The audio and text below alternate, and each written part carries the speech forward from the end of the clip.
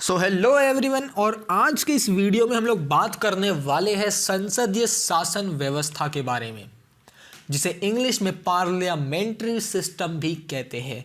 और इस पूरे चीज़ों को समझने के लिए हम लोगों को समझना होगा कि एक सरकार किस तरीके से काम करती है। सो बेसिकली सरकार जो होती है वो 3 ऑर्गन पर डिवाइड होती है, और वो 3 ऑर्गन मिलकर एक पूरे के पूरे कंट्री को गवर्न करती है। जो नंबर 1 होता है वो होता है लेजिस्लेचर, नंबर 2 होता है एग्जीक्यूटिव, नंबर 3 होता है ज्यूडिशरी। लेजिस्लेचर, जिसे विधान मंडल कहते हैं, ये लॉ को बनाता है यानी कि कानून को बनाता है। एग्जीक्यूटिव, जिसे हिंदी में कार्यपालक कहते हैं, यह उसी बनाए गए कानून को इम्प्लीमेंट करता है यानी कि लागू करता है। नंबर 3, जिसे ज्यूडिशरी कहते हैं, ज्यूडिशरी को हिंदी में न्यायतंत्र बोलते हैं, और ये न्यायतंत्र क्या करता है, ये उस कानून को लोगों के सामने बताता है, उसको डिस्क्राइब करता है, और साथ ही साथ कॉन्स्टिट्यूशन में भी ऐड करता है। अगर हम लोग आगे बढ़े तो अभी हम लोग जानेंगे फेडरल स्ट्रक्चर के बारे में। क्या होता है फेडरल स्ट्रक्चर? बेसिकली ये जो तीनों ऑर्गन है ये 2 लेवल पर काम करती है। पहला एक सेंट्रल लेवल पर यानी पूरे राष्ट्र के स्तर पर, दूसरा स्टेट लेवल पर यानी कि राज्य के स्तर पर। तो ये जो लेजिस्लेचर हो गया, ये एग्जीक्यूटिव हो गया, ये जुडिशरी हो गया, ये 2 लेवल पर काम करता है, एक राष्ट्र के स्तर पर और एक स्टेट के स्तर पर यानी कि राज्य के स्तर पर। राष्ट्र के स्तर पर यानी पूरे देश के स्तर पर जो काम होता है उसमें हम लोग यूनियन लगा देते हैं। फॉर एग्जाम्पल, लेजिस्लेचर जो लॉ यानी कानून को बनाता है ये 2 स्तर पर काम करेगा।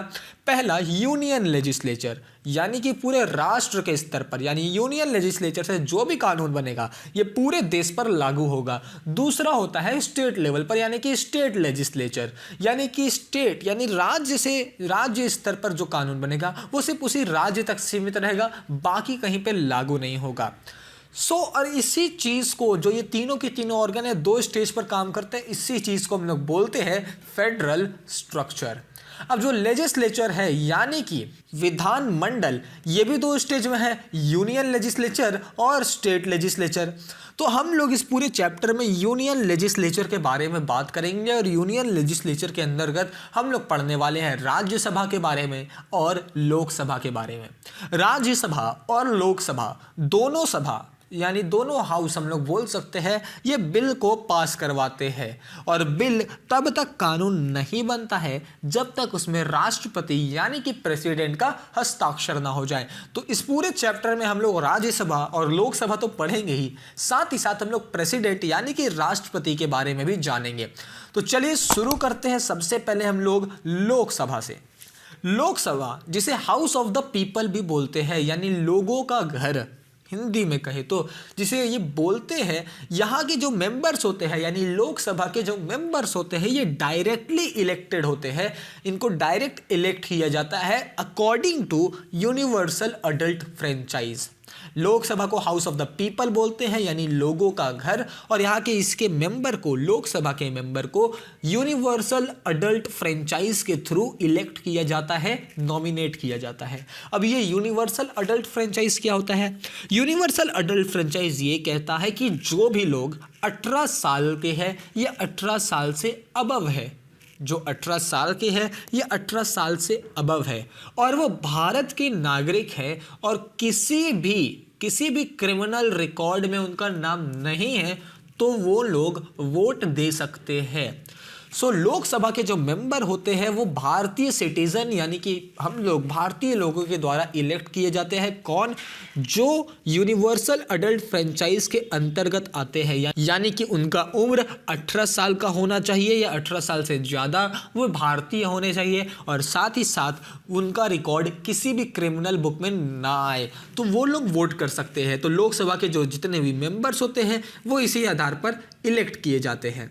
बात करें कि टर्म ऑफ द लोकसभा का जो पूरा का पूरा टर्म होता है वो कितने सालों का होता है, तो नॉर्मल टर्म अगर हम लोग बात करें यानी कि उसकी अवधि के बारे में बात करें, तो नॉर्मल टर्म जो होता है लोकसभा का वो होता है 5 साल का। और इसको पहले एक्सपायर भी कर दिया जा सकता है या इस टाइम लिमिट को बढ़ा भी दिया जाता है। अब सवाल ये उठता है कि कब इसको एक्सपायर कर सकते हैं और कब इसके टाइम लिमिट को बढ़ा सकते हैं। इसका एक्सपायरी प्रेसिडेंट के हाथ में होता है। प्रेसिडेंट चाहे तो इसको बढ़ा सकता है या फिर घटा भी सकता है। प्रेसिडेंट इसको समय से पहले तब घटाता है जब उस पार्टी का लीडर यानी कि प्राइम मिनिस्टर रिक्वेस्ट करे कि इस पार्टी को एडजर्न कर दे, तब प्रेसिडेंट क्या कर सकता है, इस पूरे के पूरे लोकसभा को हटा सकता है। और साथ ही साथ इसको एक्सटेंड किया जाता है ओनली एट इमरजेंसी टाइम। जब भी देश में बहुत ही बड़ा इमरजेंसी चल रहा होगा उस समय इसके टाइम को बढ़ा दिया जा सकता है, लेकिन जैसे ही इमरजेंसी सिचुएशन खत्म हो जाए 6 महीने के अंतर्गत इलेक्शन दोबारा से होंगे। ओके, तो अब सवाल ये उठता क्या ऐसा हुआ है? जी बिल्कुल हुआ है। नॉर्मल टर्म यानी 5 साल से पहले किसी पार्टी को हटाया भी जा चुका है और इसके लाइफ जो 5 साल का जो टर्म होता है उससे पहले इसको बढ़ाया भी गया है। अब इसके बाद हम लोग आते हैं कॉम्पोजिशन ऑफ द लोकसभा के बारे में, यानी लोकसभा में कितने सदस्य हैं और थोड़ा सा इसमें हम लोग कैलकुलेशन करने वाले हैं। मैक्सिमम स्ट्रेंथ यानी कि मैक्सिमम जो लोग लोकसभा के अंदर रह सकते हैं वो होता है 552 यानी कि 552, जिसमें से 530 लोग राज्य को रिप्रेजेंट करते हैं, 20 लोग यूनियन टेरिटरीज को रिप्रेजेंट करते हैं और जो 2 बचते हैं वो एंग्लो इंडियन कम्युनिटी से होते हैं जिनको प्रेसिडेंट नॉमिनेट करते हैं। अब बात करें कि क्वालिफिकेशन क्या होता है लोकसभा के मेंबर्स का। क्या कोई भी उठ के इलेक्शन में पार्टिसिपेट कर सकता है? क्या आप या मैं या कोई भी जाकर इलेक्शन में खड़ा हो सकता है लोकसभा के लिए? तो ऐसा नहीं है। उस व्यक्ति को कुछ क्राइटेरिया पार करना होता है। सबसे पहला क्राइटेरिया होता है कि वो हम भारत का ही सिटीजन होना चाहिए, यानी कि उसका जो सिटीजनशिप है वो इंडिया का ही होना चाहिए। अगर कोई अमेरिका या किसी बाहर देश से आता है वो लोकसभा के इलेक्शन में खड़ा नहीं हो सकता है।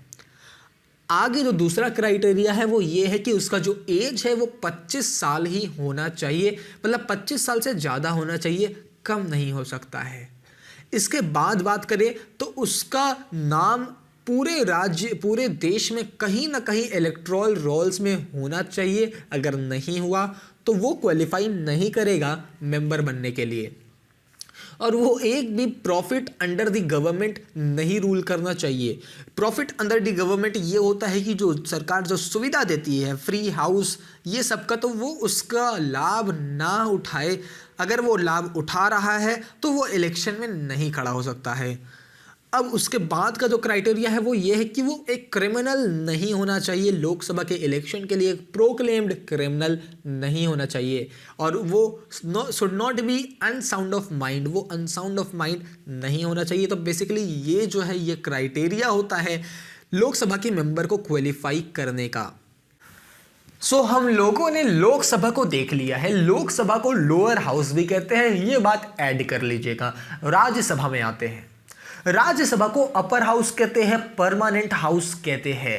राज्यसभा की अगर बात करें तो इसका जो मैक्सिमम स्ट्रेंथ होता है ये होता है 250 मेंबर का। लोकसभा में 552 था, राज्यसभा में सिर्फ 250 मैक्सिमम स्ट्रेंथ होता है।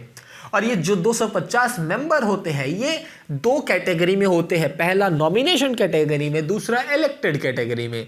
नॉमिनेशन कैटेगरी यानी जिनको प्रेसिडेंट नॉमिनेट करते हैं, चयन करते हैं।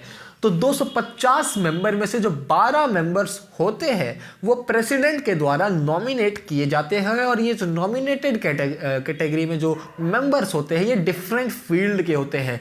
यानी कि जो स्पोर्ट्स में जो बहुत अच्छे हैं वो राज्यसभा में मेंबर बन सकते हैं, जो साइंस में अच्छे हैं वो राज्यसभा के मेंबर बन सकते हैं। लेकिन इनका चुनाव कौन करता है? हमारे राष्ट्रपति करते हैं। और 238 मेंबर जो बचे, 12 को हटा दिए, 238 जो बचे ये लेजिस्लेटिव असेंबली के द्वारा इलेक्ट किए जाते हैं। अब अगर हम लोग इसका बात करें टर्म की यानी इसकी अवधि की, तो लोकसभा को परमानेंट हाउस बोलते हैं क्योंकि ये कभी भी डिसॉल्व नहीं होता। अब इसका क्या मतलब है? क्या जो मेंबर बने हैं वो हमेशा तक रहते हैं? ऐसा नहीं है। हर मेंबर का जो एज रहता है, जो लिमिट रहता है वो रहता है 6 साल का। यानी आप राज्यसभा के मेंबर हैं तो आप 6 साल तक रहेंगे। और हर साल 1/3 मेंबर्स रिटायर हो जाते हैं और उनके जगह पर नए मेंबर्स आते हैं। यानी 250 मेंबर में से 1/3 मेंबर हर साल, हर 2 साल में हटते हैं और उनके जगह पर नए मेंबर्स आते हैं। सो राज्यसभा के हम लोगों ने मैक्सिमम स्ट्रेंथ देख लिया, टर्म देख लिया। अब हम लोग राज्यसभा के क्वालिफिकेशन को देखते हैं, यानी अगर आपको राज्यसभा का मेंबर बनना है तो क्या क्या क्वालिफिकेशन, क्या क्राइटेरिया आपको पार करना पड़ेगा। तो लोकसभा की एक बार बात करें, लोकसभा में क्या क्राइटेरिया था। आपको 25 साल होना चाहिए, आप भारतीय के नागरिक होने चाहिए, आपको कोई भी प्रॉफिट अंडर द गवर्नमेंट नहीं लेना चाहिए, आपका नाम इलेक्टोरल रोल्स में आना चाहिए, सबसे इंपॉर्टेंट आपको प्रोक्लेम्ड क्रिमिनल नहीं होना चाहिए। ये लोकसभा का था। राज्यसभा में बिल्कुल सेम है, आप भारतीय के नागरिक हैं तो आप राज्यसभा के मेंबर बन सकते हैं, लेकिन उम्र में 25 साल नहीं, उम्र में आपको 30 साल या उससे ज़्यादा का होना चाहिए। अगर आप भारत के नागरिक हैं और 30 साल के हैं तो आप राज्यसभा के मेंबर बन सकते हैं। और क्या क्राइटेरिया है, सेम क्राइटेरिया है, प्रॉफिट अंडर द गवर्नमेंट आपको नहीं लेना है। क्या होता है प्रॉफिट अंडर द गवर्नमेंट, यानी गवर्नमेंट के द्वारा जो सुविधा आपको मिल रही है। इसके अलावा आपको प्रोक्लेम्ड क्रिमिनल नहीं होना चाहिए, मतलब कोई भी क्रिमिनल रिकॉर्ड में आपका नाम नहीं होना चाहिए। इलेक्टोरल रोल्स में आपका नाम होना चाहिए, अगर कहीं से भी है, ठीक है, कहीं से भी। अगर आप झारखंड से खड़े हो रहे हैं और अगर आपका इलेक्टोरल रोल्स में नाम है केरला के लिए तो आप तो भी बन सकते हो, लेकिन पूरे देश में कहीं ना कहीं किसी ना किसी कोने से आपको इलेक्शन में वोट देना पड़ेगा, यानी इलेक्टोरल रोल्स में आपका नाम होना चाहिए। तो ये जो क्राइटेरिया है बिल्कुल सेम है, बस एज लिमिट ज़्यादा है इसमें। लोकसभा के लिए आपको 25 साल का होना चाहिए, राज्यसभा के लिए आपको 30 साल का होना चाहिए। बात करें ऑफिसर्स के बारे में, बेसिकली राज्यसभा में एक चेयरमैन होता है, एक डिप्यूटी चेयरमैन होता है। तो चेयरमैन कौन बनता है और डिप्यूटी चेयरमैन कौन बनता है, इनका क्या काम रहता है, आइए हम लोग देखते हैं। राज्यसभा अगर कोई मीटिंग बैठा रहा है तो उस मीटिंग को गवर्न करने के लिए, उस मीटिंग को लीड करने के लिए एक चेयरमैन का जरूरत होता है। और राज्यसभा का जो चेयरमैन बनता है ये बनते हैं देश के वाइस प्रेसिडेंट। देश के जो वाइस प्रेसिडेंट होते हैं ये राज्यसभा के चेयरमैन होते हैं। अब इन केस अगर चेयरमैन नहीं आ सके तो एक डिप्यूटी चेयरमैन होता है। डिप्यूटी चेयरमैन को राज्यसभा के मेंबर्स इलेक्ट करते हैं और जिस दिन राज्यसभा के जो चेयरमैन है यानी वाइस प्रेसिडेंट नहीं लीड कर रहे हैं तो डिप्यूटी चेयरमैन उनके जगह में बैठ सकता है। तो अभी आप लोगों ने लोकसभा और राज्यसभा को देख लिया है। एक और बात मैं बता दूं कि जो मनी बिल है यानी जो बजट का बिल होता है ये लोकसभा इंट्रोड्यूस करवाता है, इसको राज्यसभा नहीं करवा सकते हैं। और उस मनी बिल को लॉ यानी कानून बनाने के लिए प्रेसिडेंट यानी कि राष्ट्रपति का हस्ताक्षर यानी कि सिग्नेचर होना चाहिए। तो लोकसभा हम लोगों ने देख लिया है, राज्यसभा भी देख लिया है। अब हम लोग बात करने वाले हैं प्रेसिडेंट के बारे में। अब हम लोग बात करने वाले हैं प्रेसिडेंट के बारे में। लोकसभा और राज्यसभा के बारे में जानकर आप लोग समझ ही गए होंगे कि प्रेसिडेंट कितना पावरफुल होता है। प्रेसिडेंट चाहे तो लोकसभा का जो 5 साल का जो टर्म होता है, अवधि होती है, उसको वो बढ़ा भी सकता है और घटा भी सकता है। साथ ही साथ प्रेसिडेंट ही वो होता है जो एंग्लो इंडियन कम्युनिटी में से 2 लोगों को नॉमिनेट करता है लोकसभा के मेंबर के लिए और 12 मेंबर को नॉमिनेट करता है राज्यसभा के मेंबर के लिए with different communities, different field से। अगर हम लोग बात करें कि अगर आपको भारत का प्रेसिडेंट बनना है तो उसके लिए आपको क्या करना पड़ेगा, तो भारत का प्रेसिडेंट बनने के लिए आपको भारत का तो नागरिक होना ही पड़ेगा। साथ ही साथ आपका जो उम्र है वो ना ही 25 वर्ष ना ही 30 वर्ष, बल्कि इसके मेंबर बनने के लिए आपका जो उम्र है वो 35 साल या 35 साल से ज़्यादा होना चाहिए। और जो सेम क्राइटेरिया इसमें भी फॉलो होता है जो लोकसभा और राज्यसभा में हो रहा था, यानी आप प्रोक्लेम्ड क्रिमिनल नहीं हो सकते हैं, आप कोई भी profit under the government rule नहीं ले सकते हैं, साथ ही साथ इलेक्टोरल रोल्स में आपका नाम भी होना चाहिए। अब हम लोग बात करते हैं राष्ट्रपति के चुनाव के बारे में। तो राष्ट्रपति का जो चुनाव होता है वो कॉन्स्टिट्यूशन यानी हमारे संविधान के आर्टिकल 55 के अनुसार होता है। क्या कहता है ये आर्टिकल 55? ये कहता है कि लोकसभा और राज्यसभा साथ ही साथ विधानसभा के जो निर्वाचित सदस्य होते हैं वो राष्ट्रपति को 5 वर्ष की अवधि के लिए चुनते हैं। और सारे के सारे क्राइटेरिया मैंने आपको पहले ही बता भी दिए हैं कि कौन कौन सा क्राइटेरिया होता है। अब हम लोग बात करें राष्ट्रपति के पावर के बारे में, तो इनके पास बहुत ज़्यादा पावर होती है। राष्ट्रपति चाहे तो किसी भी बिल में एक सिग्नेचर कर कर उसको कानून बना सकता है। ये वही होता है जो लोकसभा और राज्यसभा के नॉमिनेटेड मेंबर को चुनता है। साथ ही साथ अगर प्रेसिडेंट के बारे में बात करें तो ये किसी का भी क्रिमिनल रिकॉर्ड को क्लियर करवा सकता है। अगर किसी इंसान को फांसी लग रही है तो राष्ट्रपति अपने एक हस्ताक्षर से उसकी फांसी को ठुकरा सकता है, उसकी फांसी को रद्द करवा सकता है। तो आज की इस वीडियो में हम लोगों ने देखा है लोकसभा, राज्यसभा और प्रेसिडेंट के बारे में, और इन तीनों को कवर करने के साथ ही साथ हमारा जो संसदीय शासन व्यवस्था है, पार्लियामेंट्री सिस्टम, ये चैप्टर समाप्त हो जाता है। ऐसे ही मजेदार वीडियो से सीखने के लिए हमारे चैनल को सब्सक्राइब कर ले, इस वीडियो को लाइक करें और ज्यादा से ज्यादा इस वीडियो को शेयर करें ताकि सारे आपके दोस्त, क्लासमेट, घर के अगल बगल इस वीडियो का फायदा उठा सके।